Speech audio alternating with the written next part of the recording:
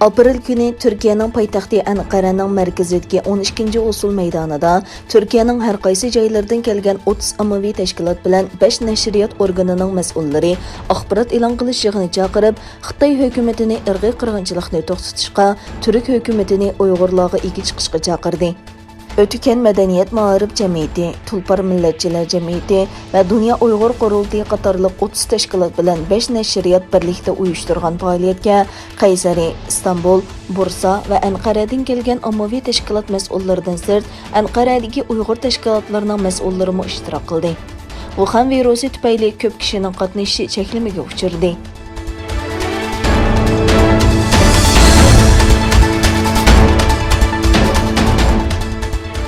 Amerika Kېңәш palata a'zosi, Kېңәш palatasi tashqi munosabatlar komitetining raisi Bob Menendez va Cumhuriyetçiler partiyasining a'zosi Jim Rich qatorliqlar birlikda Amerika Kېңәш palatasida Xitoyga taqobil turish uchun yana bir qonun loyihasi tunishtirgan. 2021 yildagi İstisrategiyalik raqobat qonuni deb atalgan 280 betlik bu qonun loyihasida Amerikaning Xitoyning dunyoviy ta'sirini kengaytirish urinishiga taqobil turish iqtidorini yuqori ko'tarish tadbirlari o'tirg'a qo'yilgan. Mazkur qonun loyihasida yana Uyg'urlarga qaratgan zulmlari sababli Xitoyni jazolash haqidagi mazmunlar yer olgan bo'lib, Sharqi Turkiston rayonidagi majburiy emgakka munosabatlik jazo yurgizish, sistemalik bosqinchilik, majburiy xarakterlik bola tushirish, majburiy tug'mas qilish yoki majburiy hamildorlikdan saqlanish operatsiyasi qilishga qarata jazo yurgizish qatorliqlar ko'rsatilgan.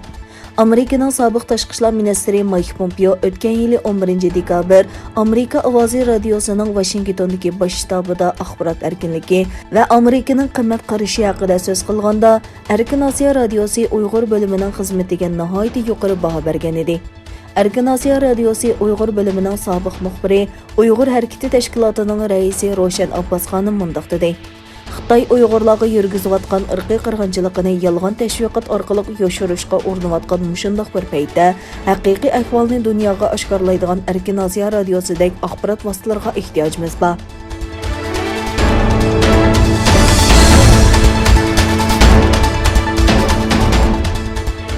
Германиядәге лирі университеті Xitayning jazosiga javoban كۇڭزى ئىنستىتۇتىنىڭ barliq faoliyatlarini to'xtatganligini jakarlagan. Germaniya universitetlarida 2016 yılga qadar 20 ga yaqin كۇڭزى institutlari qurilgan bo'lib, yillardan buyon bu institutlarni ba'zi Germaniya parlament a'zolari, qo'lliq kishilik huquq tashkilotlari va Uyg'ur faoliyatchilar Xitoyning tashviqot organi, jasuslik markazi deb ayblab hukumatda uni taqashni talab qilib kelgan bo'lsa-mu, ko'rinarli bir natijaga erishalmagan edi. 2020 yılga kelganda Germaniyadagi Hamburg universitetlari bilan Düsseldorf universitetidan iborat ikki dongliq universitet كۇڭزى institutlari bilan bo'lgan barliq to'xtamni amaldan qoldirganligini jakarildi. Bu Germaniyadagi كۇڭزى institutlarini tozalashning bir muqaddimasi bo'lib qolgan edi. Germaniya dolqunlarining xabar qilishicha, Terror universitetining كۇڭزى institutini taqishiga 22 mart Yevropa ittifoqi Uyg'urlar masalasi sababli Xitoyga qarshi jazo e'lon qilgandan keyin Xitoyning o'ch elish xarakterida e'lon qilgan qaytarma jazosi sabab bo'lgan.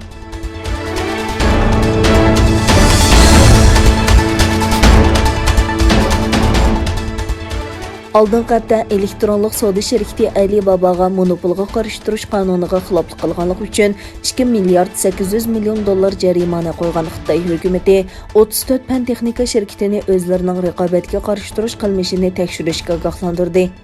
İlgilenishcha, Xitoy davlatlik bozorining nazorat qilib boshqarish idorasi bozorni kontrol qilish, monopol qilish va shuningga o'xshash qonunga xiloflik qilish bilan shug'ullangan shirkatlarga qarshi bayonot e'lon qilgandan keyin Tangchun va Meituanning pay bahosi tuvanlab ketgan. Bayonotda 34 shirkatning kelar oygacha ichki iqtisodiy taftishlikini tekshirib, zarur o'rinlashtirishlarni elib berib, qonunliq faoliyatlar bilan shug'ullanish orqali qoidaga to'liq amal qiladiganligi to'g'risida va'da berishi kerakligi o'tirib qo'yilgan.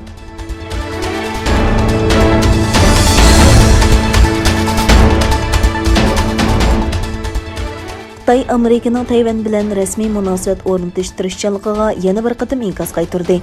Beijing hukumati Amerikani o't bilan o'ynamaslikka chaqirdi.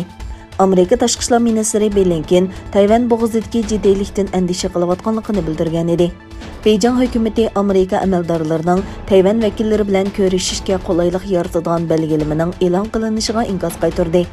Xitay Amerikani Tayvan bilan bo'lgan hamkorlikni kuchaytirish tirishchanligini to'xtatishga chaqirdi hamda Amerika o't bilan o'ynashni to'xtatish kerak deb ogohlantirdi.